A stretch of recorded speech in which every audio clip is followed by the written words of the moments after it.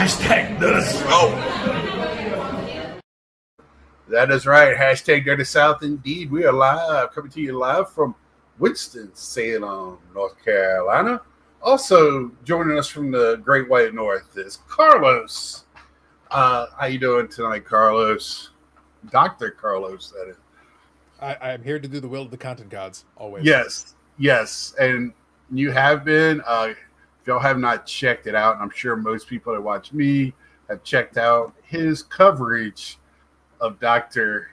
Beckett's old Jimbo.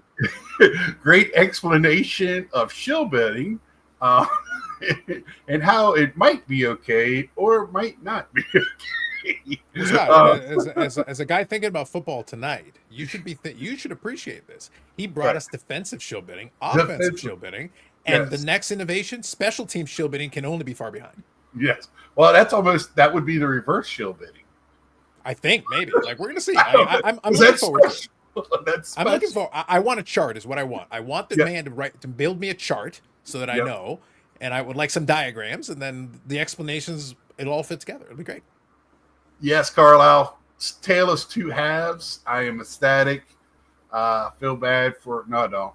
Sorry. Hodges, thank you for a great shout out on y'all's channel. Please, this man needs more subs. He does not deserve to only have what he has. Check out his great channel, Brian. He's challenging Orlando for probably best viewer and leaving words of encouragement. Joseph Packman, by chart, you mean a playbook? Dr. Beck cleared up everything yesterday, right? Well, that's what, we only have Carlos for a few minutes, and then he's going to move over to the four collectors. Almost slipped up again. But Scott, in fairness, there's way more than four of them. The conspiracy deepens. I'm going to get to the bottom of it. There's more members of the NWO, but only slightly. Yeah. Wait, are you part of the Wolf Pack? Is that what you're coming in as? I'm Carlos. That's all I got. Okay, we got Dr. Exclusive Joe, Zach's in here. So what I do want to touch on is me and you were talking yesterday as I was watching the replay of the Beckett thing in double time. So I do want to ask. So you watched 14 Collectors? That's right. So you watched probably more of it, broke it down better than anybody else. And like I said, you can tell where I think Junk Wax Heroes probably has watched you or somebody close to him brought up to maybe you need to push a little bit if you're going to do it. I also flat out demanded. Like, I told you, like, I know I specifically told them, for the love of all that is holy, watch my damn video, take some notes and use it. Use it to help you. Yeah, this is true, Haji. Yeah, they're like gremlins. But you've watched, and my question is, in the original video where he's videotaping his not friend, best friend, kind of acquaintance friend. I don't know how old he is. Did he not say that me and my friends shill bid because we don't want somebody to get something cheap? Or did he not say that? Mm-hmm. Right. Okay. So I'll answer this one because they spent like 10 minutes on this on the It was a waste of time. It was stupid. Right. Okay. So here, I'll tell you what I believe. The quote that Junk Wax here used was correct. The quote that because he actually wrote it down. He actually quoted it from the video. The quote he had was correct. Right. The problem is this. There is an audio glitch just before that. So what Beckett was basically repeating over and over again was that, no, that isn't what he heard. Here's the thing. I have no problem. I believe you because it's an edited podcast. So I have no problem. So be clear, Scott, I am skeptical of all kinds of things and I broke it down. Here's, you know what? For the sake of argument, I believe you, Jimbo. It's fine. I believe you. And the other thing is go ahead. the edited part. Go ahead. Yeah. But all I'm getting at is, for the sake of this conversation, I believe you. Okay, But can I add something? I don't care. I don't Right. need to spend 10 minutes on this. Just play the damn clip. Right. This is what you heard on the podcast. Oh, that was an editing issue. Okay, great. Let's move on to the next topic. Right. There was actually a more important topic right there that got skipped over because we spent 10 minutes on that garbage. Right. I don't care. For the sake of this conversation, it was an editing mistake. I'm okay with that. We can move on. Yeah. Thank you, Three River. Nice to see you. I haven't seen you in a while, brother. I kept seeing. I saw that, and I was just like, does it really? It's just wordplay. Who cares? No, really. This is so that, like, I will give credit where it's due. On Friday, I said that my expectation for the Hobby Hotline, my expectations were about as low as they could possibly be. My expectations were low. With that said, it exceeded my expectations. I was impressed that he did that. To his credit, I'm going to give some praise, Scott. Yeah. He did better. Mike Junk Wax here did better than I thought he would, and I'll give him credit for that. I'm not happy that they wasted a lot of time on things that were irrelevant. I would love for them to have focused on a couple of things that were more relevant anyway. But it's good news. If anyone out there is clutching their Beckett magazines, for comfort at night, we're already in the process of moving on because the Probstein thing is going to be a lot more interesting in this upcoming week. The wheels are already in motion on that one. Right. And like I said yesterday, I really wasn't. So I spent some time trying to educate myself on, because at first I just didn't care. This guy has a reputation to begin with. Mm-hmm. So nothing really is, if you do business with him, good luck. Mm-hmm. So, and it doesn't, anything that comes out shouldn't surprise you if you've been around in a hobby long enough. Mm-hmm. The most surprising thing is, again, Dr. Beckett keeps saying it's his friend. So I was like, well, this is starting to add up here. Or somebody he knows and trusts. But I wanted to ask you one other thing, because my whole thing is like, the more I'm hearing this now, at one time, this man had total control over the pricing of our hobby. And we were happy to do it, right? Mm-hmm. Yep.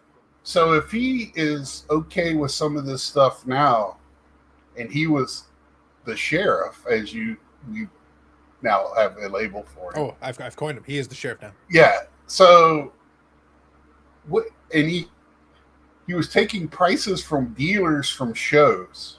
Yep. And people that own shops.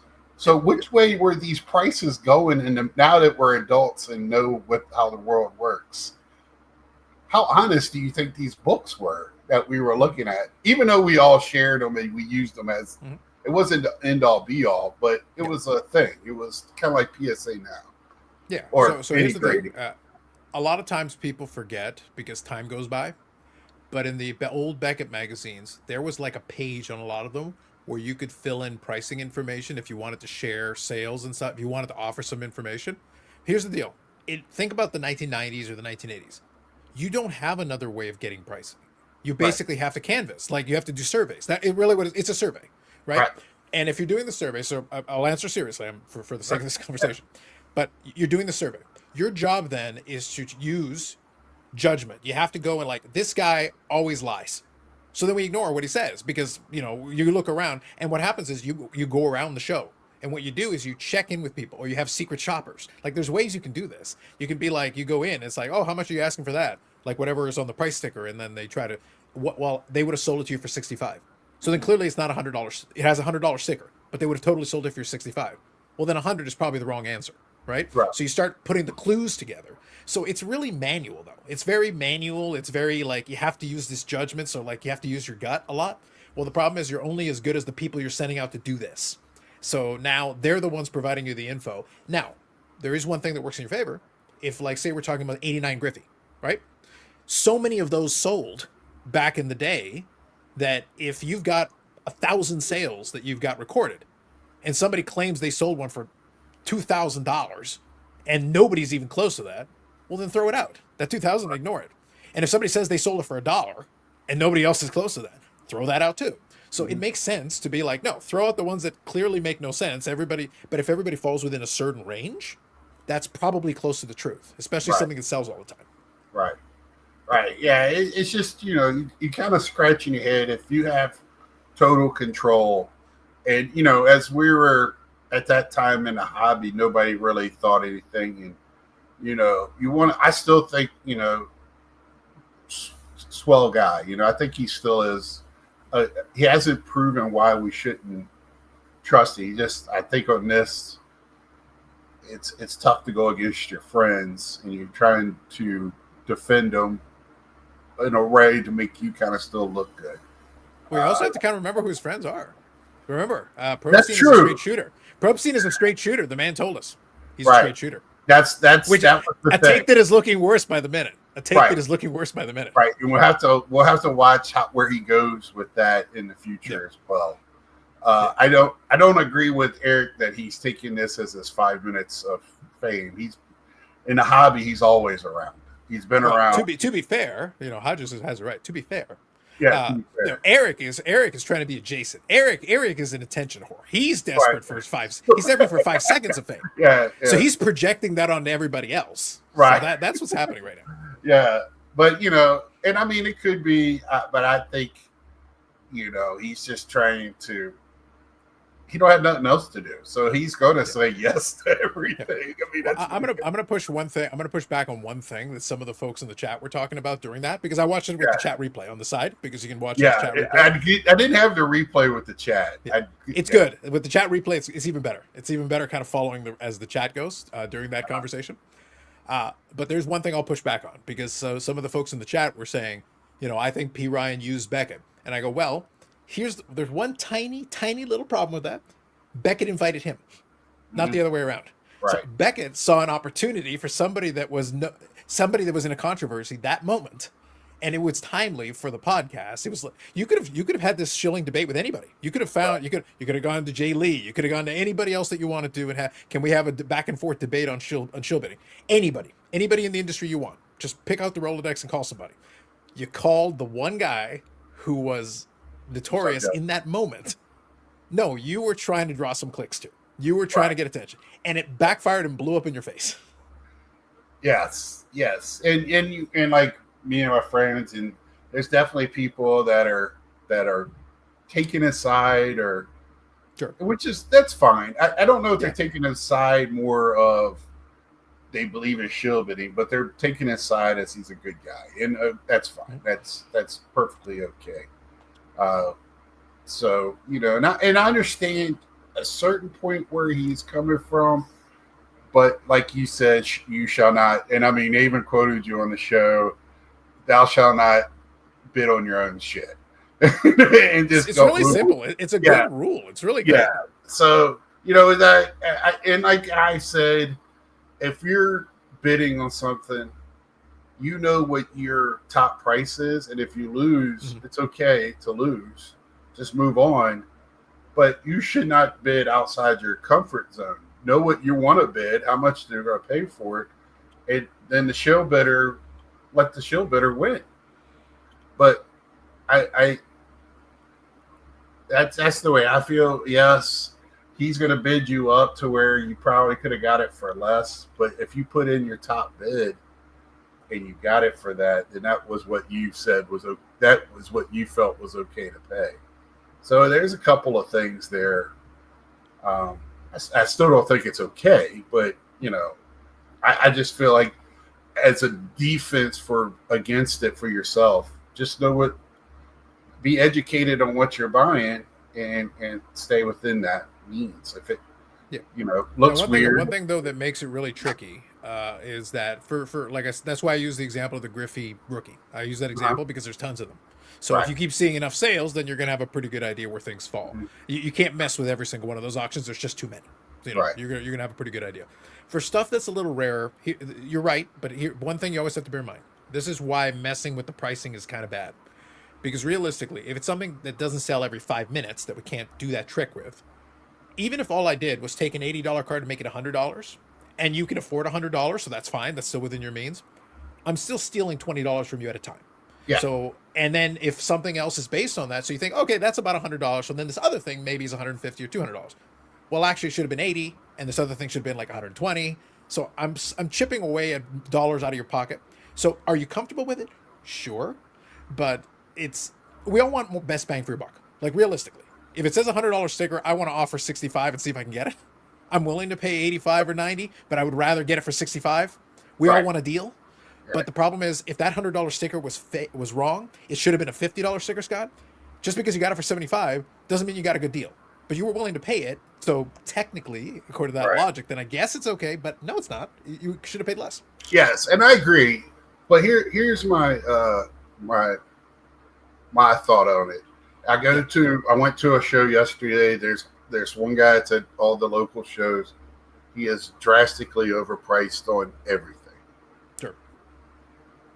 Is he then wrong at the show if somebody goes up and pays that overpriced sticker price from him when it could have went and got it for cheaper from somebody else there? Is that guy selling wrong at that point? No, I get you, but I think what it comes down to is this. Look, let's just put it this way. I'll give you an example outside of cards.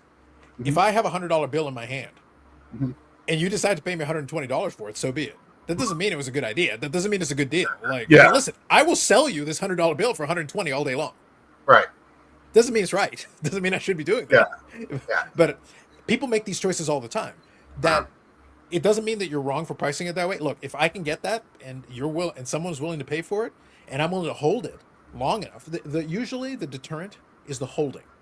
Because if your inventory just collects dust, you're not actually making any money, even if you sell something once in a while.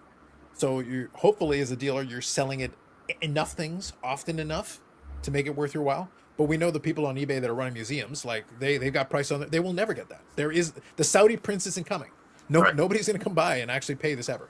Well, see, I have more of an issue of the buy it nows anyway. Mm-hmm. If I have a RPA that's on there that's numbered to 5 or 10 or whatever, I put it on there at this high price, and it gets sold for that. Now that's the comp for it, right? Yep. But my buddy bought it, theoretically. Mm-hmm. And now that's the comp. I think that's happened a lot more than the shill bidding stuff. If it's shill purchasing or whatever it's called, I don't know. Mm-hmm. But I think it's more of that going on when you look at some of these crazy prices that are on eBay and other. But can I ask you a question? And this is something that applies back in the old Beckett days, because like that's why I said I gave you the whole survey thing examples. But a lot of people talk about the old pricing in the Beckett, and some people would ask, so then what was the value of that?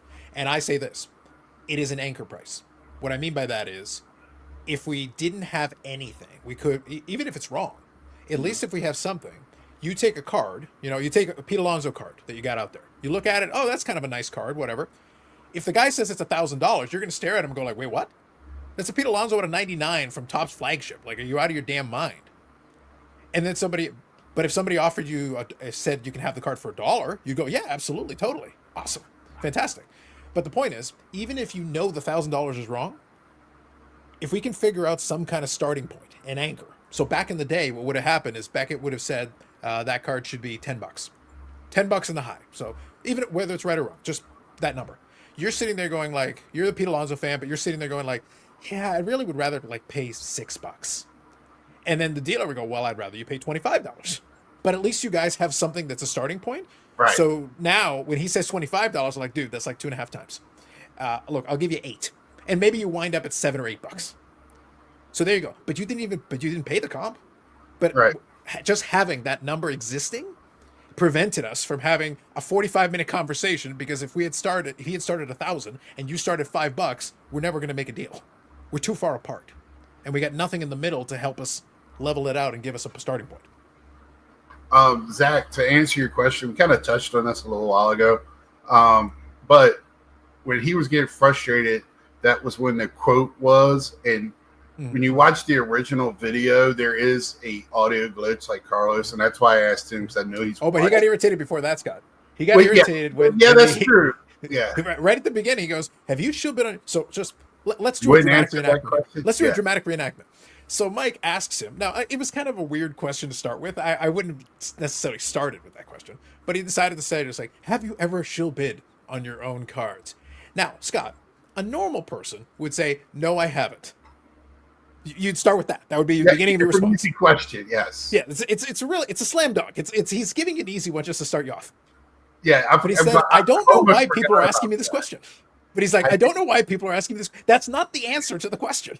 That slipped my mind because that was when I was like, oh my God, this guy ran the book that everybody did their pricing on. Yeah. He's willing to tell you he ran 90% of the sales were. He's the sheriff, Scott. He's the sheriff.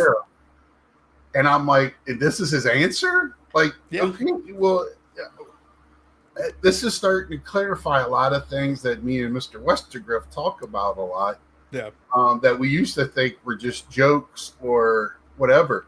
But I was texting Zach at the time at Carlos, and Junk Wax would push him, and he would find that where the line was, and he would not. Once he found the line, he backed off a little bit. So he didn't really push it. He would move on to something else. Once he started seeing him getting irritated the second time, they went on to a little bit of different subject. Yeah, there were a couple of times where, but just to make my point, I'm not, and like I said, I'm giving Mike credit. I appreciate. I've seen Mike's videos. He doesn't strike me as a confrontational guy. No, he doesn't strike me as a guy that's comfortable with it. And some people are super uncomfortable. So given that he's totally outside of his comfort zone, I'm actually giving him a lot of credit. I think he did the best he could. It just wasn't his bag. It would have to be somebody like me, Scott, who really doesn't care to make somebody mad. I'm trying to figure out which host. I don't watch Hobby Hotline that much. Yeah. I try to watch it when Victor is on, but I'm not a big. They got a whole rotating cast. There's a bunch of them. Yeah, and they don't really no entertainment value for me. But anyway, that's a different story. But I don't know if any of them on there could have done what we would have liked to have seen. There's one that would have entertained me a little bit. I'll be honest with you. There was one. If Newman had been the host. Well, that's what I was thinking was Newman. No, Scott, but Scott, follow me. There's a reason I'm saying this.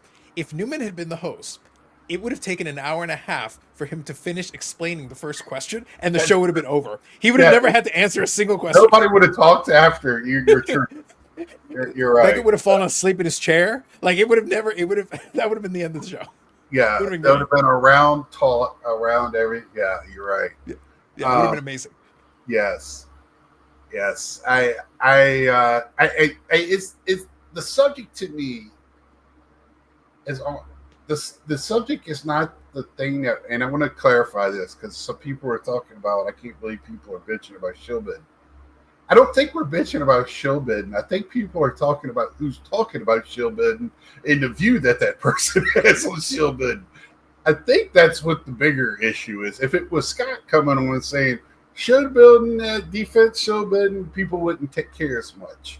And I'm talking about this at length about why we listen to certain people in the hobby and who do we listen to. That's kind of where my thing was tonight about cliches in the hobby. Is like there's certain things that are said and done, and you're like, why do people, say these things or do them, or why do we listen to it? And it's the same stuff over and over again.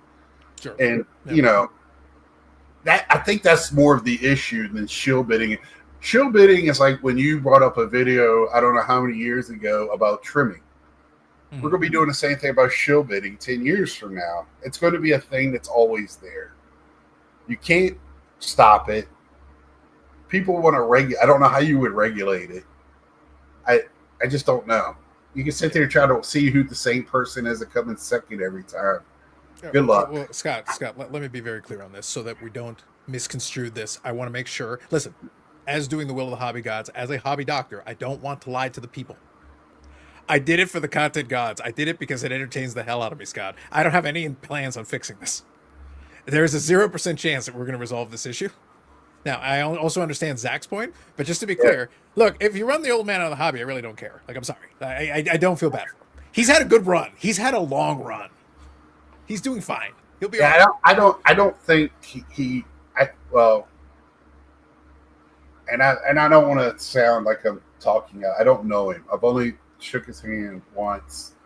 Uh, he pretty stays with his little hobby hotline Scott, group. he's got way more money than us. He'll be fine. Yeah. So here's my thing. Mm-hmm. This man believes in what he says so much he's not going to go anywhere because he believes in what he says. Yeah, His and truth his and ego is only big enough. truth. By the way, his ego, he's not discouraged by this. He's going to Right. keep rolling along doing his But thing. He'll be fine. this is what I'm talking. Like Zach don't want him to go away, and I'm not trying to say we have because this man wrote a magazine that we all cherished for so long, and we put this. I was kind of a tough stuff guy myself. But anyway, go on. Okay, but we put this magazine on a pedestal, so he kind of goes on that pedestal, almost like Yeah. godlike, right? Mm-hmm. And Right. by definition, godlike doesn't sin. He can do whatever he wants. It's never called a sin. So I I'm think offended, it's kind Scott, because that's blasphemy, because I only believe in the content gods. How dare he? yeah. So I don't think that, and I'm using this as a metaphor, of course. So don't roast me, or if you roast me, I don't give a shit. But you know, it's kind of like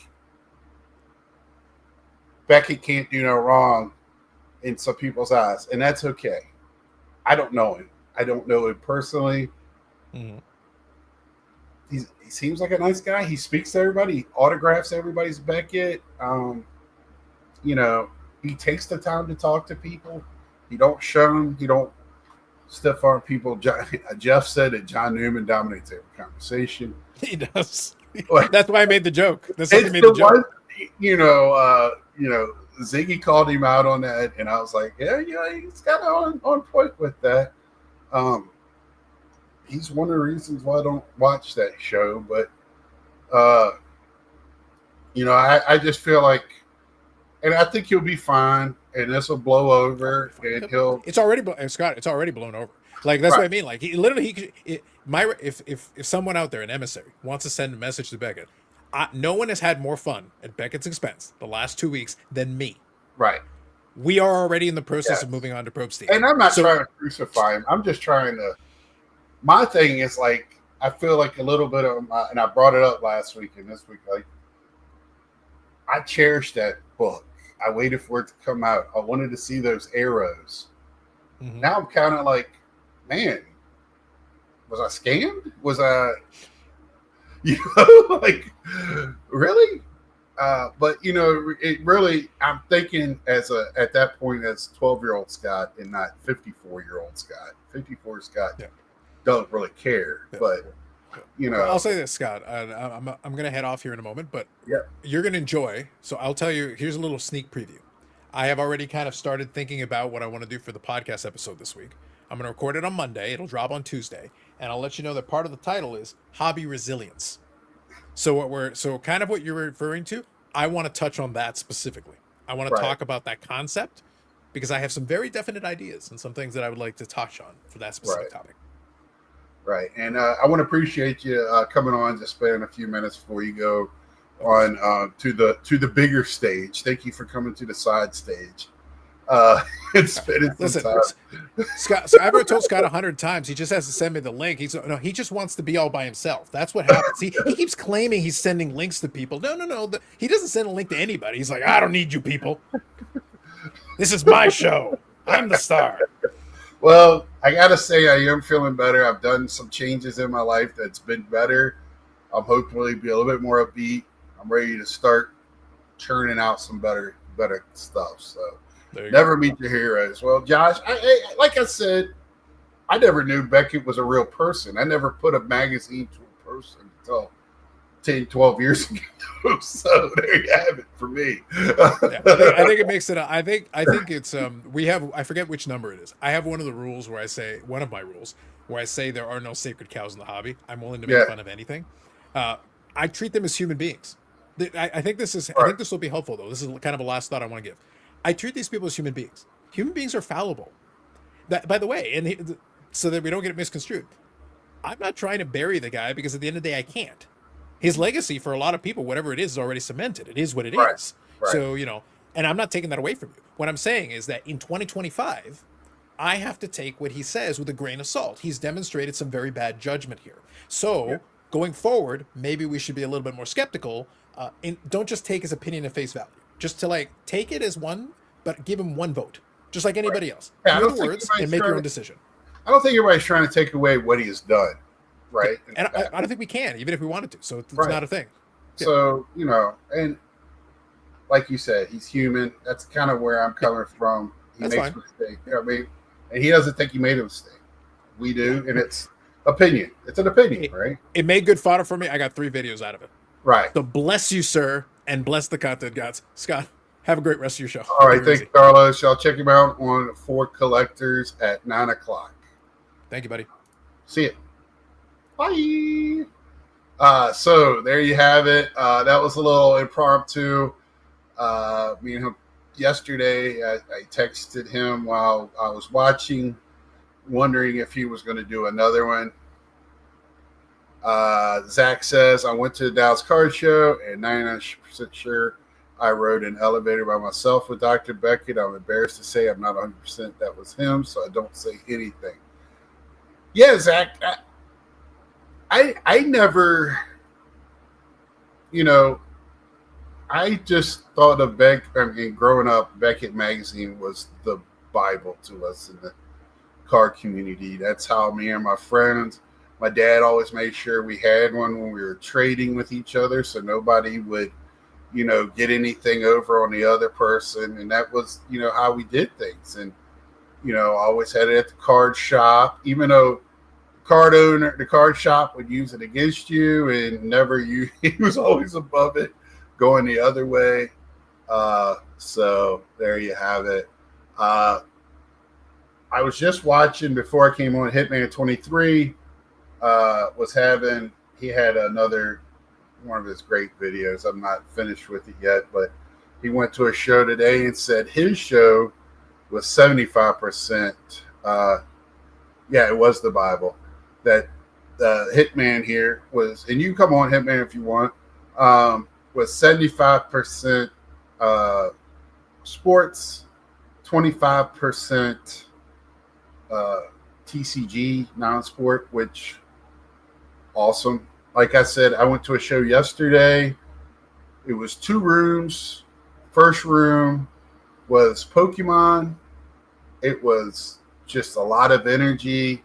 As I walked by, I was like, whoa. And I saw a sign saying, I've definitely seen him at Dallas, though. He legitimately sorts through quarter boxes, and most people I know. Yeah, well, look, Zach, we can go to, you ready, Hitman? So we got Hitman coming. He'll go, the biggest players in this YouTube world. You go like Mike, Hobby Hotline guys. The only people that really get noticed at shows that I've noticed is Ryan. He has kids following him everywhere. And Jeff Wilson. And I think that has Jeff Wilson. It has a lot to do because of his setup at the shows. He just makes sure people know who he is. But he's now the face of our community. So, like it or not, you don't have to support it. It's just the truth. When the news reporters come, they don't talk to anybody else but Jeff Wilson. So, there you have it. I don't want nobody following me around at a show. That's right. I had people come up to me, and it's awesome to put names with faces. Sure thing. Yeah, shake hands, talk for a few minutes, even walk around the show a little bit, or the whole time, whatever. It's just it's great. Like I said, I started this as a dare with my friends, and it's morphed into I got an awesome group of friends, including this fella right here, and then back at you, man. And then I have people that actually do the same thing I do. I've never had this even when I was a kid, and other people traded cards. They never on the level that I was doing it, and then they quit in junior high because it wasn't cool anymore. Um, and then in high school, I started hiding it a little bit. But Jeff is hard to miss with his camera crew. This is very true. I walk by Ryan with 20 kids following him. I don't know how he does it. It drives me crazy. And he takes the time and the reason why they do is because he takes the time with them, and he cares for the kids. That's a big thing. And I mean, I haven't agreed with everything he's done, especially when he had that PSA problem a few years ago. But I think what he does on the other side of things outweighs that by 4 or 5 times. It's just one of those things because I think he was trying to make use of somebody that was there at PSA instead of paying their shipping and save a few dollars because how many cards he was shipping. And it just bit him in the ass. But he didn't let the people that were giving him the cards didn't know he was doing that. That's where I feel like it was a little shady. But anyway, Hitman, how was that show today, man? It was good, man. It was. I knew it was today. I kind of forgot, but I knew it was today. I wasn't originally gonna go, but then we were heading up that way anyway, and I'm like, you know what, I might as well just go. Me and my wife were doing some stuff, and I said, mind if I just go to the show for about an hour or so? She said, yeah, it's fine. So we went, and it was of this. There's 2 shows this guy runs. He runs one up in North Fort Myers, and he runs one here in Naples. The one here in Naples is a little bit smaller. The one in North Fort Myers, he's been running longer, and it's a little bit bigger. It's in an old bingo hall. It smells like cigarettes. It's like we've walked back into 1984, man. Ready for cool. ECW to break out. I seriously, no, seriously, it's like that, man. ECW. It's like in a kind of crusty part of town. It's not like horrible, but it's not the greatest, and right. it just screams like old school, right? So I walk in, and it was popping. It was a lot of people in there, and he has 2 rooms. This is true. And we're walking around, and I did notice, and even my wife said, she goes, "There's not so much Pokemon here as there was that big show we had in at Broward County about 2 or 3 months ago. It was like mostly like it felt like it was like 80% Pokemon. This today was the opposite. It was like 75-ish, 80% sports cards. And even I was talking to the promoter today, and he even said it. He goes, "Yeah, dude." He's like, "This one, I like this one because it's like you're only about 20% a Pokemon." I say, "That's great." And was it you, Scott, that mentioned there was a show where they split the 2? Yeah, that's what I. And yeah, you said in your video. I was like, yeah. So I was talking about it. I walked by the first one, which is, you can tell it's the secondary gym. Yeah. And it's got the old cement floor, so the ball probably echoes throughout the whole school you dribble. But it was so much like energy. You can feel it. Like you can hear people talking, and then I walked down to the other one, and it made me feel like you were talking about, but not in such a good way. It was quiet. It would just felt like the old dingy. It was in a regular gym. They covered the floor so you wouldn't mess it up. But it was just quiet. Once you passed the first 2 rows, it turned into more of I call it more of a flea market trading. Not the cards were just thrown out; they were just in old shoe boxes. People, it just wasn't a lot of energy, and I don't think the school is not in a major location. Like it's off the road a bit. It wasn't well. Like I told a guy, not this guy, but another guy, you got to have signage. If it's off the main road, you got to have signage. And it was no signs until I got to the school. And I think it's a 2-day show, and it was like $5 to get in, which is now pretty much the standard now. When it used to be a local show was free, but now it's pretty much $5. And when I took my time, I said yesterday I brought in my inner Hitman 23 and went right to the value boxes. Oh, that's a scary thought. And I just you'll see Wednesday what I mean. Kept my catcher cards. Yep. I didn't Got buy a couple of those today. I bought a stack this big for $20. It was less than 50 cents a card, and they had a lot of them priced at $3, $5. Like, these are not expensive, but like these Ken Griffey's. Mm-hmm. I bought pretty much 3 or 4 of them, the star cards. Mm-hmm.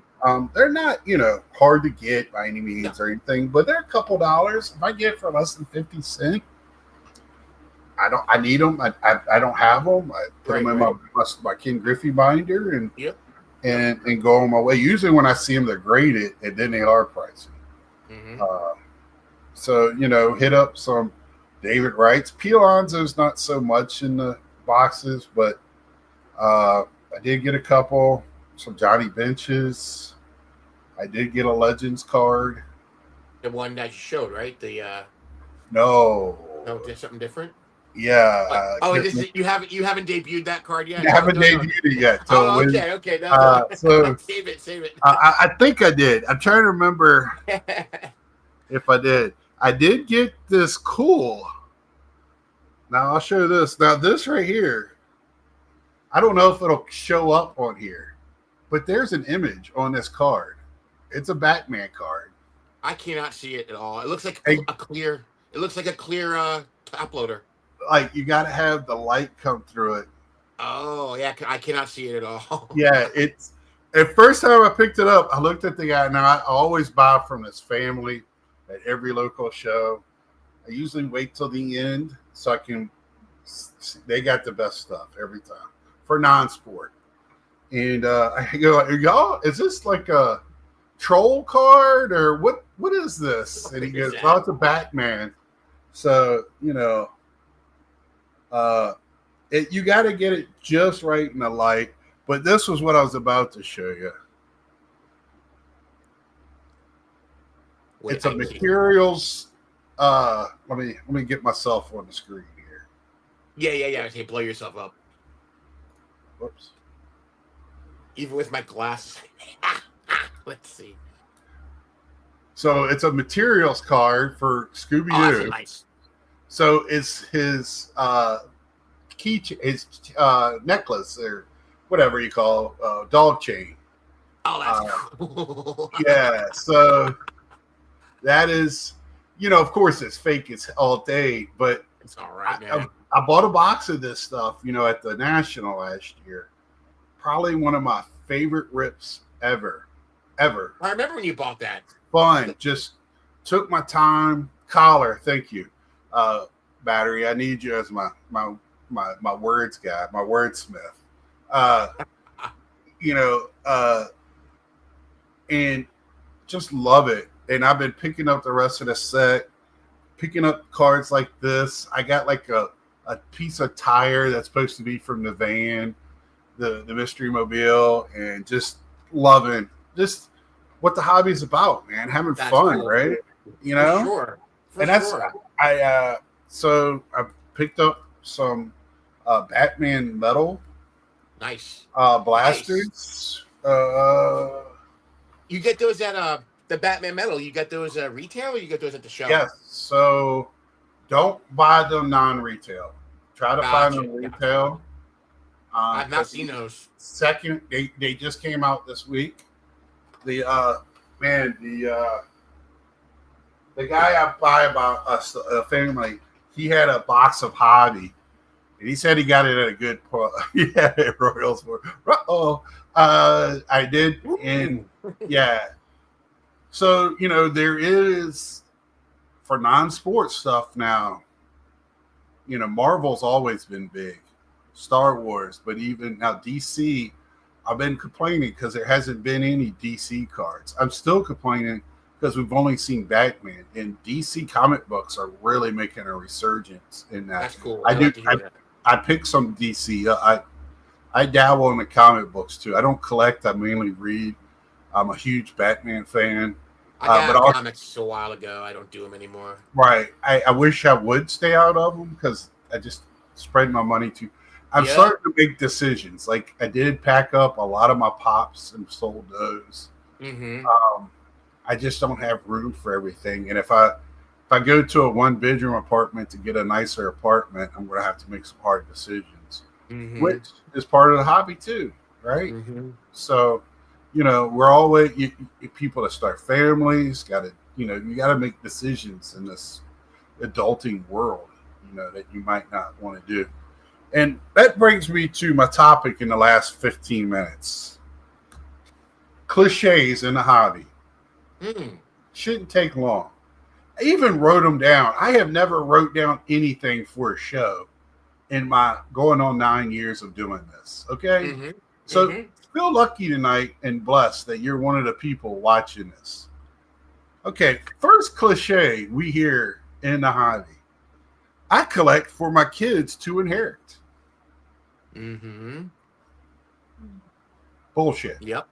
No. I tell you, yeah, no, dude. If you're doing that, you're doing something wrong. Like, Right. If you want to do that, Like- don't put your kids through that. Put money in the bank and just give them their fun. Exactly. Right? Yep. I hear that and I cringe. I'm like, you should be collecting for yourself. That's what a hobby's for. Absolutely. I mean, my sons know. Like, I've talked to them about it a little bit more, and I said, discuss it. Do you want it? Is it something you'd want someday? And they're like, maybe some of it. Like my older son said, some of it. I don't know if I'd want it. I said, that's again in 10, 15 years down the road. If I'm lucky still enough to be here, I got some decisions to make. I'm gonna have to, start My thing tearing it is down. like, if they know you have it. If they're interested, they're going to get interested. If not, don't, when you're gone, you're gone. It's exactly. And I said when I'm gone, I don't know what you could line your walls with it and make right. Put them under your car to soak up oil. I don't know. I'll be dead. It doesn't matter. But So and along those lines, part 2 of that story is I grade for my family to know what to do with my cards when I'm gone. Really? You're adding value. If you collect for their inheritance, then you're wasting their inheritance. Take a finance class. I say that all times for Royals. I'm like, if you want to do something for them, buy some land, buy a bond, or just put it in the bank and let it get interest. Do anything but buy a sports card.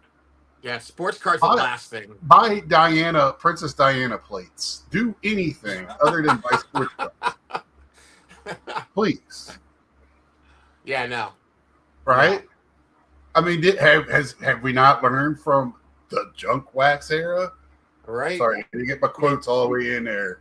We all thought we were going to be putting, buying second homes in, right, in Tahiti with the baseball cards from the 80s. With my Eric Davis rookie collection. Exactly. All right. So next is we need kids for the next generation. You know why I don't agree with that? Why? They're already here. Do you not see them at the shows? Yeah. I've said this before. They really run the value part of our business. Who's got the high-end shit at the shows? Who's doing the trading? Who's doing the selling? It's not me. Walking around with their 12 cards in their Pelican. Yes. It's worth more than my entire collection. Exactly. Everything. And God bless them. Baseball curmudgeon. What's up, fellas? Hey, what's going on, brother? I'm sitting here going and cringe. I cringe. And then when the kids come in and they're doing Pokemon or not collecting the way we want them to, we get angry. Right. You can't. No, stop. Kids have more money at shows than I do. There you go. If you didn't go upstairs at the National and look around, you're blindfolded, right? So Oh yeah. That's my whole thing with that. And I love the kids to be. I want it to be more than kids. I think. Mm-hmm.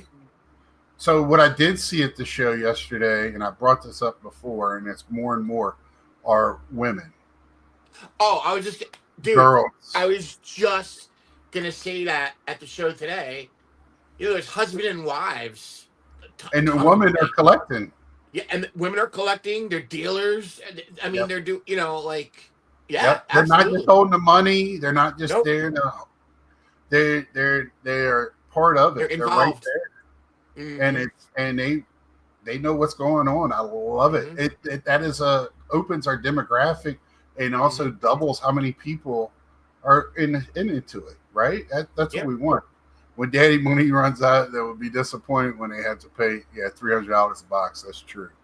I don't think a lot of kids buy boxes. I think they're the ones getting in the breaks. I think uh, they're doing a lot of singles. Let's see. That's the first sheet. Let's go to my second sheet. Uh, all cards are packed fresh.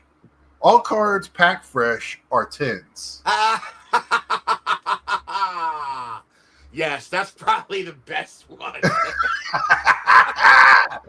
and I have and I Oh. always I'm a member of one group for one reason, to spy in on the people that write comments on my Facebook group. Mhm. And I can tell you when we get off air, but this is some of the stuff they talk about. I got this out of a pack and it came back a 7.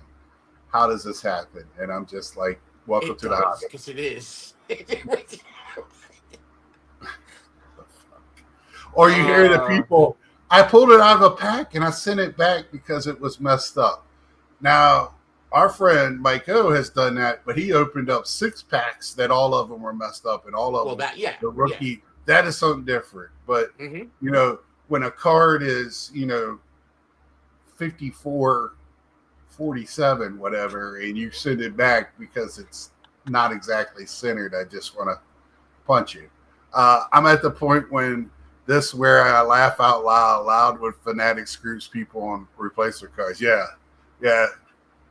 Screw them, kids. There you go. Hey, and this is for Dr. Exclusive. Since I went to a show yesterday, one stroller in my way.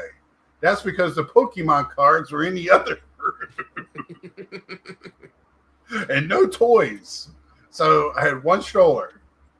It kept being in my way everywhere it went. But I got to start taking my my seat now because I've graduated and accepted the fact that the cases have kind of passed me by, right? That I'm not collecting the stuff that's in the cases because that's not my world. There's a lot of basketball there yesterday too. A lot, yeah. There's I was like, is basketball making this comeback? Nobody's watching the games, so why use the cards? I don't know. And yes, I like the WNBA. Wesker Griffin, if you watch this, please don't roast me. But why is the WNBA stuff taking off? I did pick up a couple of couple of blasters this week. They did have them at Walmart. But again, don't buy them on the secondary market. They're entirely overpriced. They had WNBA on the shelf by you? Yes. Wow. Yes. Walmart had, I don't know if I walked in right after a fresh restock yesterday, but I walked in, I got a couple of blasters. I got a couple of update blasters.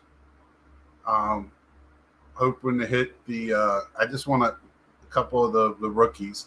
I really think this rookie class is going to be sneaky good. There's a ton of rookies in this freaking set. Dude, you're an A's fan. That's why I kept telling you. There's like, I don't know how many A's rookies were in this. There's a lot. It was like 10 or 12 of them, I think. Yeah, the Mets had a handful. Here we go, Scott pumping WNBA. No, I'm just saying, I don't understand. I don't get trends sometimes, man. They only got one rookie that anybody even knows, even though they had 2 or 3 that were good. and still Caitlin Clark was hurt all year. But people are going after it, and I'm just like, they didn't even promote Paige Bookers in the regular season. People know of her because of UConn days, but they didn't really push her this year. No, they didn't. They didn't. And the girl that's at Washington that set the Washington scoring record this year is a rookie scoring record. Citron, she's awesome. Nobody even talked about her. Wait, you know who did? It Wesker Griff. That's about it. I've been loving PWHL cards, Go Women's Sports. Yeah. I think that league's actually doing pretty good in the hockey world.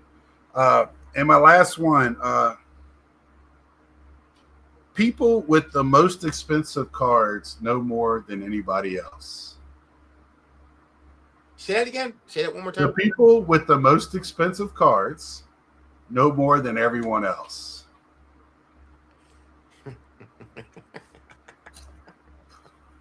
That is my cliches around the hobby. It's probably more, Those but that was what I came up with. I had to think on that to like come up with a couple. Yeah, because that last one is kind of one of my pet peeves.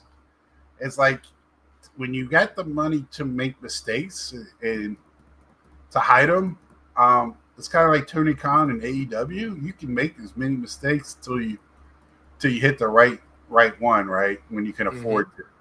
It's kind of like Jeff Wilson. Jeff Wilson's got the backing and the money to make mistakes, but he can't. He can afford to make mistakes to hit the home run. He can swing a lot of balls and miss and hit a home run with 3 men on and win the game. So I'm not taking any away from him. There is people that are smart that have money and work the hobby and get expensive cards. But it just, the cliche is, my whole thing has been, again, with the shilling and all this other stuff and why we listen to certain people. I said it in our group chat the other day. There's no mystery to this hobby. There is not a puzzle, a key, anything. It's a you know what it is? It is a tour, it is a travel, it is whatever it is for you. And to go on that, road and bumps and hopefully you don't take a big loss. Yes, you always can ask questions of people and have, I'm always learning about vintage and pre-war, but I don't really have to sit here and watch us YouTubers to get that, right? You can go to shows, go to your shop. My card shops were like just as it was, when you used to go to when me and you used to go to a barber shop. That was a long time ago in a galaxy far, far away. But, even us now going to a barbershop is not ridiculous because what are most of the men or women in there doing anyway? Yapping. It's like a bar. It's like a bar. It's like that's what card shops used to be. And I think some of them are still that way. I had a card shop in Iowa. They had seats in there. People would go in there and just sit down and daily. Start yapping. Yeah. And start yapping, talking about anything. That friends gathered, my car shop owner, his little group of friends, I got to be friends with them. I kind of miss that. I have a card shop here. It's not quite, it's really small, so he can't really do that. But he has a group too. But, I haven't been there in a long time. I kind of, what I collect and what they have are really don't we're not in the same place, but buy the card, not the grade, seems pretty cliche. There you go. Buy the card, not the grade, seems pretty cliche lately. You hear people say that, then you go, well, I only like to buy 10s or 9s or whatever. I do buy the card. My part is not so much the grade, but the flip. I don't care what the flip is. I want to buy the card. Now, if it's I was looking at a Winnie the Pooh card, and I found one raw, so I went ahead and got the raw one because I didn't know what the company was that graded it. I had no earthly idea. I was quite a few that they had, and I was like, I don't know what they are, so I'm just gonna stay away from it because I'll probably crack them anyway.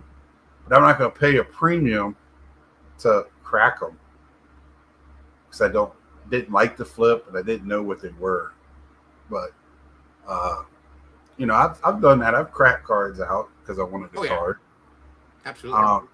So people accidentally pull kabooms every day. Yep, this is very true.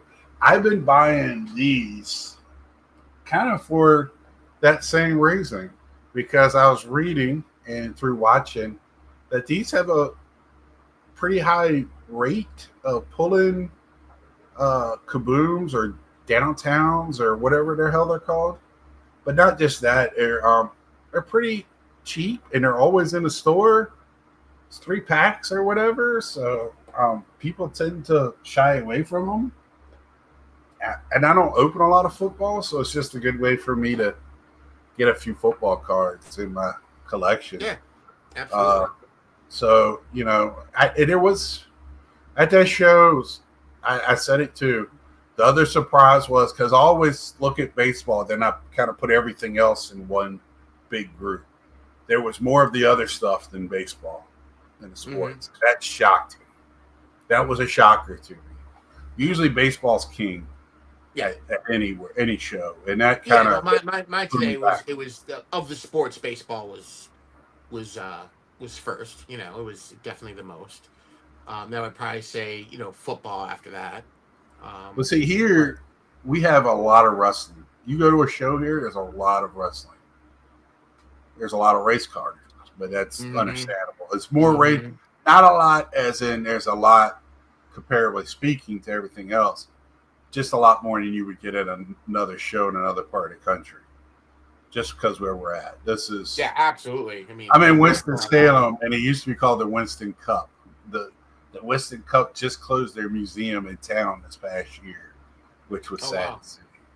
So the building's still there, painted just like the old Winston billboards at racetracks. It's pretty cool. But I did notice that today, and or yesterday. But it's Thanksgiving week. You can't put a lot into it, right? And I just look at gem mint rates, and Pokemon is king there, or TCG. It's funny that Pokemon now is synonymous with TCG. It's the Kleenex of TCG. So just like a facial tissue, you say, "Hand me a Kleenex." I just see these things, and maybe that's the new cliches, right? There's always something going on, but I thought I'd have some fun tonight with the cliches. Again, follow up with Dr. Beckett on the last thing. I don't think he's a bad guy. I don't think anything. I don't know him. I could only go by the things that he talks about, right? It's just you think you said it. The Beckett was our Bible, and you don't want anything to change that part of your childhood, right? Right. I don't want somebody coming and telling me that PS1 is made by Nazis or something. That would be kind of the next thing you could take away from me. So you don't want that, or G.I. Joe was made by a murderer or something. You just don't want to hear that stuff. Yeah. Right? So that's the stuff. And I'm not saying anything the equivalent of that. I don't think Dr. Beckett's a Nazi or a murderer. So right. So we're good. We're good. He just said there's defense shielding, Yeah. And he believes that, and we just move on. And now we're I honestly, now the next thing is Probstein, and I just as Carlos was saying too, I'm like, this week's to be flooded with that. And I'm like, yeah. So, But anyway, everybody is going over to watch Carlos on the Ford Collectors. Hope everybody enjoys it. I will probably watch it in double time tomorrow and text Carlos, talk to him tomorrow about it. But anyway, thanks for y'all for watching. I hope y'all Show hit the your like cards. button. Show your Show your cards. cards. I can't wait till Wednesday to jump into what I got. It put up a smile. I didn't even spend $100, and my smile on my face was huge when I came home, pulled them out of my bag, and was like, That's the best right there, man. nuts. When you find It's just that's the best. I said it at the National. At the National was I bought that black Pete Alonso, right, for whatever I paid for it, and then went and bought a dollar card, and I was just as happy with the dollar card. So there you have it. Oh, Next time, the go one ahead. card today that I picked up. This one here, just I don't know. Yes. This Ichiro Cano Hernandez. I just think Yes. that's awesome. This guy's younger than both of my sons. Right. And the name, I saw the name, like I have to have that card. I mean, Right. it's like that is a Hitman 23 pickup if you ever did see one. 100% through and through. I was like, Right. that's coming home with me, man. Right. Right. Ichiro Cano Hernandez. Right. I did haggle. You know what I did haggle? I got a chair from a vendor so I can look through the cards and comfort. Dude, yeah, that's key. Oh my god. Yeah. Well, I had a stack, so he was like, "Here's a chair. I got more underneath it if you want to see it." So I didn't go that far, but I got a good stack for. He's the one I bought this big stack for about. Young boy works for the Dash down here. Him and his dad. Oh, I see him at every show. So, but until next time, I want to say welcome to my new subscribers. Another good handful this week. Thank you again to Hodges for the shout out this weekend. Man, I say to somebody, I encourage somebody to buy something that they really like. Blew me away in the kind words that he said. Like I said, he's challenging Orlando for the biggest commenter in our community. So that is a compliment. That's good. And he's got a good channel, great channel, loves his cards, and he's enthusiastic about them. And that's all he does is show cards. I love like it. That. Check out Hodges 1455. Brian's a man.